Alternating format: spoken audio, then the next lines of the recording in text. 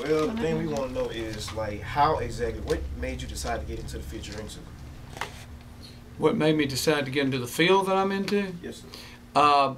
I grew up in a men's and women's and children's a family shoe store. My dad had a family shoe store over in the Delta in Greenville, and so I grew up in sales and working, in retail, and so that was just kind of a natural progression into being in the clothing business. I didn't want to be in the shoe business, but I always liked clothes and got best dressed in high school and always liked to look nice and that sort of thing, so it's just kind of natural.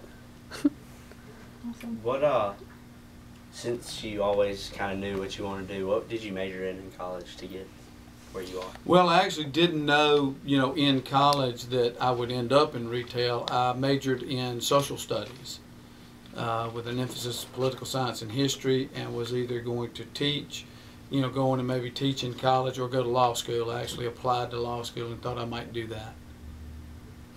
And I worked in a clothing store in college. Okay. Came to college at Mississippi State, straight out of high school, and worked in a clothing store during, and ended up, just falling into it kind of almost by accident. What kind of roadblocks did you have to get to where you are now? Well, a lot. When we started, I was 22 years old and a senior at Mississippi State, and there were already 9 or 10 or maybe more clothing stores already here and already established. So, to get a foothold and to try to get, my share of the business was real hard, because we started off in a real small store. Not much bigger than the room we're sitting in. And started off, not selling suits and sport coats and being kind of a sportswear shop. And then growing into it, and then, the roadblocks of, being young and trying to sell to an older clientele, the people in town, and not being able to find a location that was big enough to accommodate a full men's store. Right.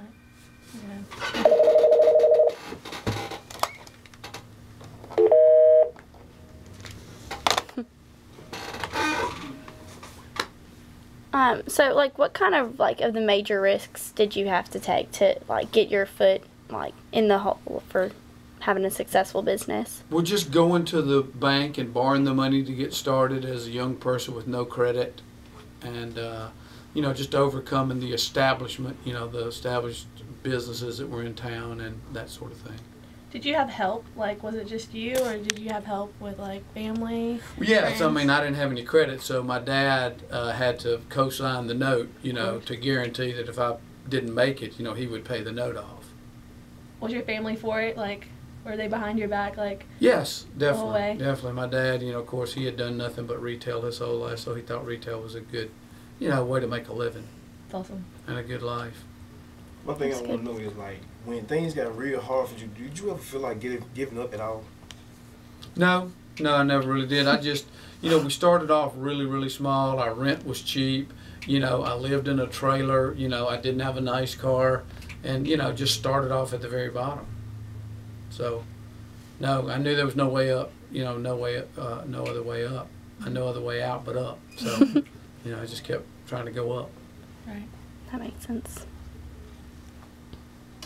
Just kind of, applying to law school and everything, do you ever regret not doing that, or do you love what you do? No, I love what I do.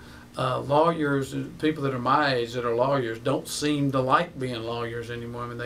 They wish they had done something else. They're dealing, with a lot of paperwork and a lot of stuff at night by themselves, and I just like people too much, and you never know who's going to walk in the front door on any given day and what challenges that's going to present, what the UPS guy is going to deliver that you bought a year ago that you didn't forget that you bought, but a lot of times you buy stuff from little swatches and little samples, and then when you get to see it in the box, it's still exciting.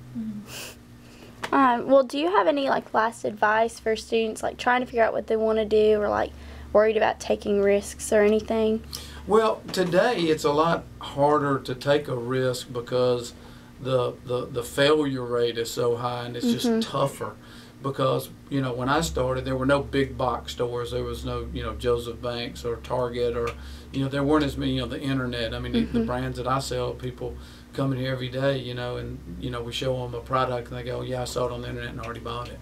So, you know, today it's much tougher. What I would probably recommend would be to go to work for somebody in a field that you like, and not shadow them, but just learn from them, and then strike out on your own.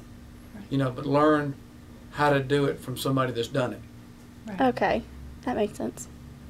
Well, I think that's all we have, Okay. but